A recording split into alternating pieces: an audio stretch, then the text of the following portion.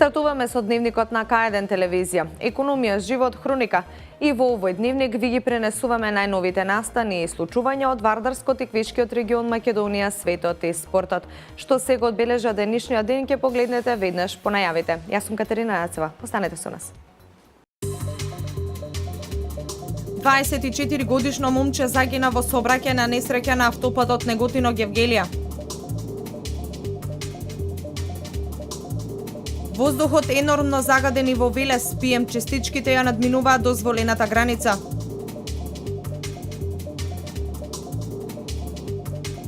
Фрагмент од фреската Страшниот суд се појави во црквата Свети Димитрија во Велес.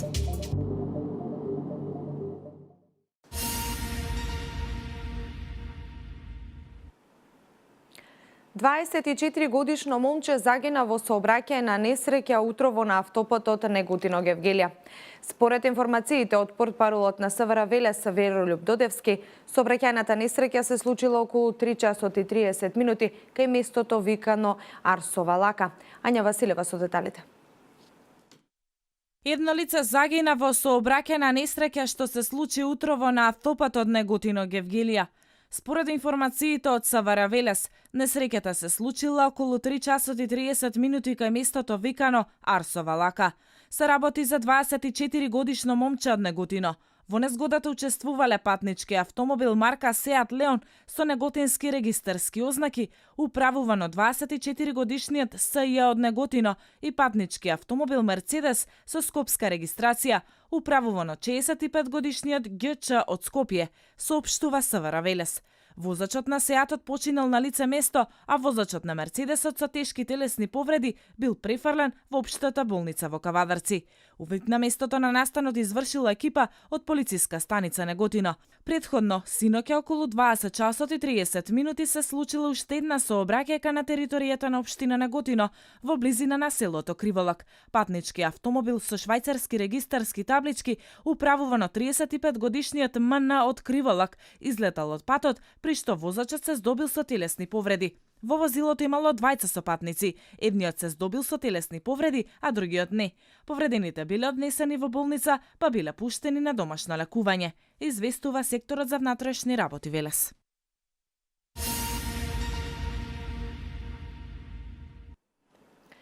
Црвен аларм во Велес. ПМ частичките вчера вечер и денеска високо на дозволената граница. Дури 450 милиграми на метар кубен беа измерени вчера вечер во Велес. К1 телевизија на терен ги прашуваше велешани дали знаат како да се заштитат. Ања Василева. 450 милиграми на метар кубен. Толку вчера вечер во Велес мерната станица на Министерството за животна средина ги измери PM10 частичките во воздухот. Максимално дозволената граница е 50, што значи дека велешани дишале енормно загаден воздух. PM10 частичките се канцерогени и штетни по здравието. Најчесто користењето на дрва за затоплувањето на домовите е причина за нивна појава. К1 ги праша велешани дали знаат како да се заштитат. Колите погрешне, потезот што викаат дека оджаците го загадуваат, само колите го загадуваат. Овде има секакви стари коли, нечисто гориво и рака на срце, друго не може да биде загадено. Топилница нема. Најголемиот фактор за загадување тоа што луѓето, само од луѓето. Па треба да преземат нешто ако е за тоа. Ај знам, топилница работеше, беше загадено, ама сега да е толку загадено.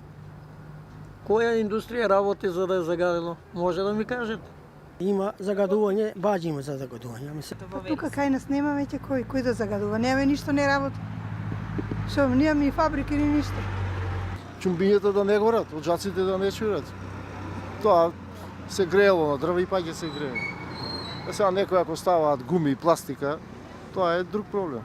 Инаку единствената мерна станица во Велес повеќе од една недела не работеше, па така надлежните служби, но и граѓаните немаат информации дали во воздухот во Велес континуирано неколку дена имало висока концентрација на PM10 частичките. На една од претходните седници на Советот на општина Велес изгласана е стратегија за намалување на загаденоста на воздухот. Една од мерките е и оваа. Користењето на несоодветни и опасни материјали, гуми, пластика, делови од мебел и материјали премачкани со боја и лепило, отпадно масло од автомобили, за грејење во домаќинствата е забрането. Ова е законска одредба и е казниво со закон.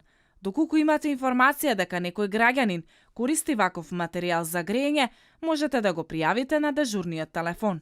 Сторителот ќе биде посетен од комуналните ридари и санкциониран. Стои во една од објавите на Facebook профилот на советникот Ненад Коцик, кој беше иницијатор за носење на итните мерки против загаденоста на воздухот. Мерната станица Велес 2 денеска во 11 часот и 30 минути покажа дека PM10 частичките беа во границите на дозволеното, или само 15 милиграми на метар кубен. Инаку табеларните прикази за загаденоста на воздухот во Велес за останатите загадувачки супстанции покажуваат многу ниски вредности. Присуството на јаглерод моноксид, озон и сулфур диоксид се далеку под дозволените вредности.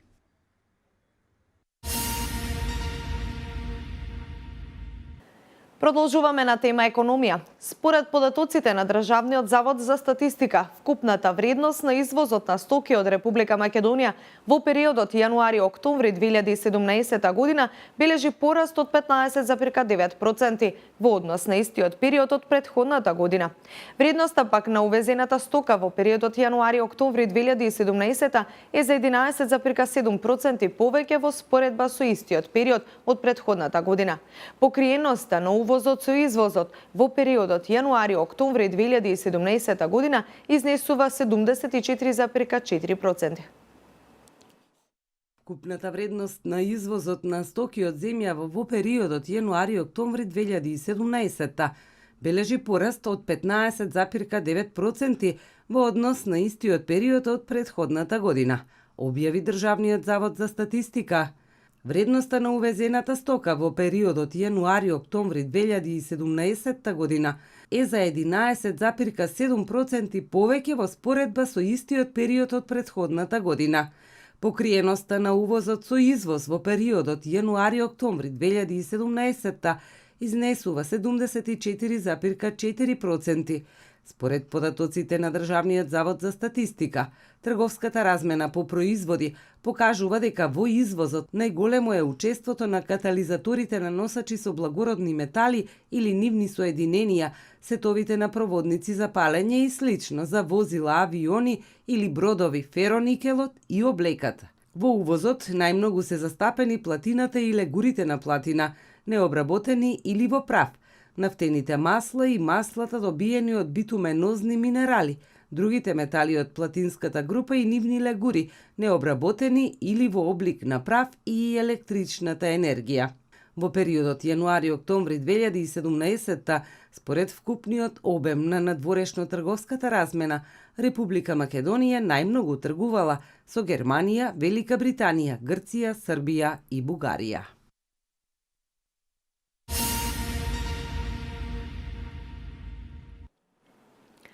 Фрагмент од фреската Страшниот суд се појави во црквата Свети Димитрија во Велес. Според конзерваторот Владо Муковски, пронедената фреска датира од 13 век. За МПЦ, ова откритие покажува дека уште во 13 век луѓето биле духовно писмени, имале своји храмови со богат црковен живот. Црквата Свети Димитрија во Велес е мала по површина, но таа во себе чува вековно христијанско живење на овие простори. При последните истражувања, откриена е фреска за која конзерваторот Владо Муковски посочува дека е од 13 век. Првичните сознанија се дека станува збор за фрагмент од фреската Страшниот суд. Се надеваме дека овој проект ќе биде посериозно поддржан и од државата, за да може стручната екипа да се посвети на она што е, можам да кажам, едно откритие во последниве 10 години кое не е сретнато во нашата држава. Значи, една новина, една информација, едно сликарство кое стварно вреди и заслужува да биде третирано како што треба. Какво откритие? Па во моментов се работи на композицијата, излезе композицијата на Страшниот суд. Истражувањата во црквата Свети Димитрија започнаа пред 3 години. Тогаш се направија и првите сонди, од кои што се добија сознанијата дека под фреско-живописот од 19 век има многу постари фрески. Историчарот на уметност Елица Николовска вели дека ова е можност за откривање на точната година кога е изградена црквата, но и тоа кој е ктиторот. Со доаѓањето на турците таа била делумно и затрпана. И тоа е еден од многу битните податоци и надписот кој што стои исто така во тој дел над црквата, кој што сега е скоро нечитлив, меѓутоа се надеваме дека понатаму со сите научни аспекти кои што ни предстојат, исто така и со конзерваторските зафати, дека ќе дојдеме до тие податоци, што пишува конкретно на надписот, кој е донаторот на црквата и секако во кое време е изградена. За Македонската православна црква, ова откритие покажува дека уште во 13 век луѓето биле духовно писмени, имале своји храмови со богат црковен живот. Ова откритие, овој факт кој што го добивме е дека треба многу повеќе да се посветиме на нашите корени, да не бараме идентитети некакви, да не бараме некакви работи надвор од нашата богата историја, затоа што ова е голема потврда дека нашата света црква и на овие простори, каде и да копнеме, веќе има голема историја која што потврдува дека имал богат религиозен живот. Фреската Страшниот суд представува сликовита представа на последната книга на Светото писмо од Библијата, а тоа е Откровението на светиот Јован Богослов, во кое што тој со зборови го објаснува крајот на светот.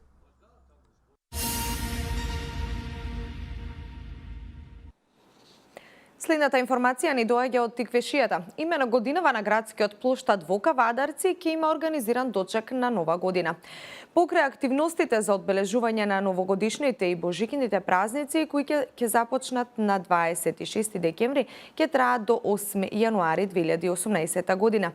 За сите активности предвидени во програмата, од општинската каса се обезбедени повеќе од 800.000 денари. Мартина Митков ги има деталите. По една година пауза на градскиот плоштад во Кавадарци ќе има организиран дочек на Нова година. За ова зелено светло даде градскиот совет на претходната седница. Делење пакетчиња, новогодишни представи, изложби, божикни концерти, новогодишни манифестации, организиран дочек на Нова година се дел од програмата која ќе започне од 26 декември, а ќе трае до 8 јануари 2018. Во периодот пред Нова година, градоначалникот заедно со Дедо Мраз ќе подели новогодишни пакетчиња на учениците од 1 до 5 оделение, а пакетчиња ќе бидат поделени и за децата од социјално загрозените семејства, за децата од специјалната паралелка, на Сдруженијето на слепи лица и за децата кои се на лекување на детското оделение во Кавадаречката општа болница. За оние кои ќе одлучат новата година да ја дочекаат на градскиот плоштад, ќе биде организирана културно-забавна програма со настап на локални бендови од забавен карактер и стендап комедија. Почетокот на новата година точно на полноќ ќе означи новогодишниот огномет. Своје обраќање е предвидено да има и градоначалникот Митко Јанчев. Забавата на плоштадот ќе трае до 2 часот. На 8 јануари општинскиот музичко-балетски училишен центар Лазо Мицев Рале ќе го одржи традиционалниот божикен концерт. На третата седница на Советот на општина Кавадарци за сите овие активности беа одобрени 803.527 денари, средства од општинската каса, кои се предвидени за културни манифестации. Дополнително 160.000 денари ќе бидат трансферирани на Домот на културата Иван Мазов Климе, кој е главниот носител на сите овие активности веднаш по локалната самоуправа.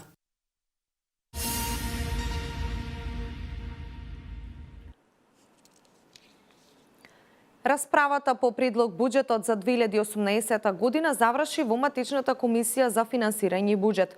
Од поднесените 279 амандмани беа прифатени 6, од кои 4 од ВМРО ДПМН. Од 4 амандмани од ВМРО ДПМН, 2 се целосно прифатени, а 2 се изменети во делот на финансирањето. Собраниската законодавна правна комисија денеска одржува 3 последователни седници, а ние продолжуваме со вести од Македонија.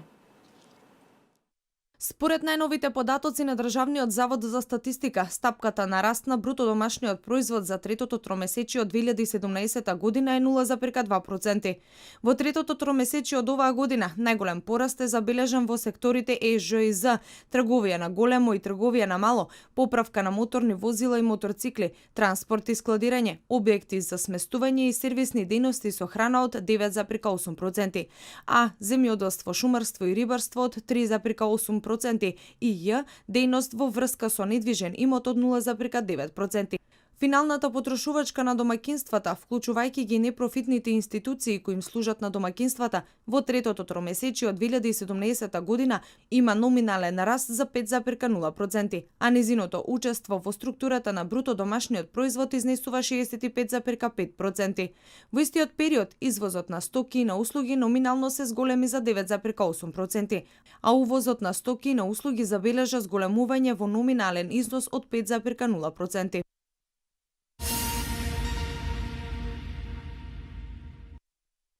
Дали домовите да се греат на струја, дрва, јаглен или парно? Пресметките говорат дека за грејење на огревно дрво просечно македонско домаќинство одвојува од 12 до 20.000 динари годишно.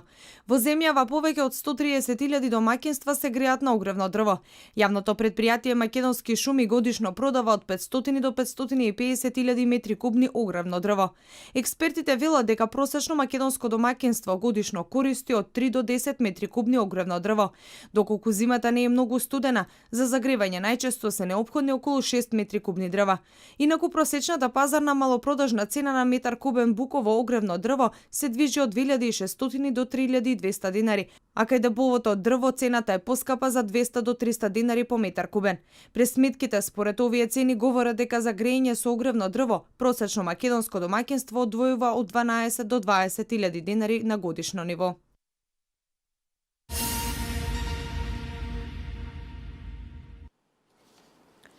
Двајца припадници на палестинското радикално исламско движење на отпорот Хамас загинаа денеска при израелски воздушни напади во централниот дел на појасот Газа. Воздушните напади на израелската армија врз цели во појасот Газа представуваат одговор на трите истрелани ракети од оваа палестинска енклава кон територијата на Израел по одлуката на американскиот претседател Доналд Трамп за признавање на Ерусалим за израелски главен град.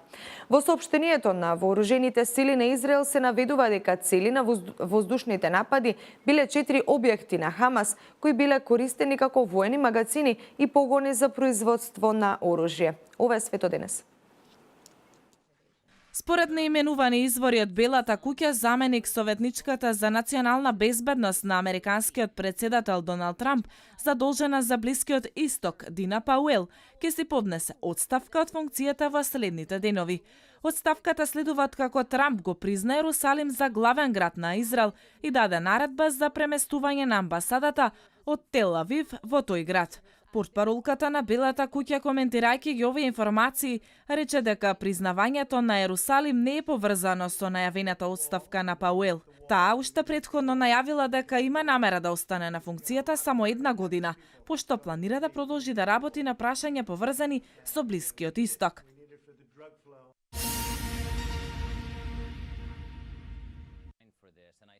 Американскиот републикански конгресмен Трент Френкс синоќа соопшти дека поднесува оставка на функцијата член на представничкиот дом на Конгресот на САД, откако Конгресната комисија за етика започна истрага против него за сексуално вознемирување. Републиканскиот конгресмен од Аризона и покрај оставката тврди дека никогаш не принудувал на сексуален однос свој колешки или соработнички. Аферата со Френкс избувна откако негова поранешна соработничка го обвини дека и вршил притисок да биде сурогат мајка на неговото дете, зашто и нудел $5 милиони.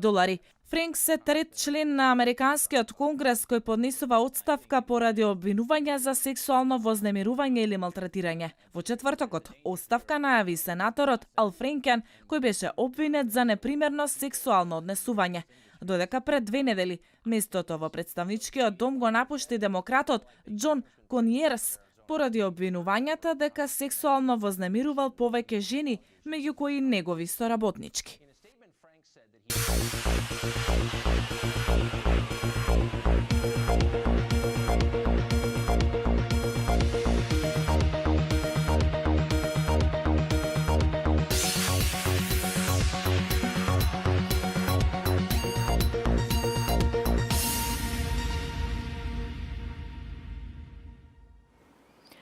Времето денеска сончево со мала до умерена локална облачност. Метеоролозите најавуваат врнежи од дожд кои ќе бидат повеќе застапани во западните делови на земјата, кон крајот на денот и во текот на ноќта кон недела.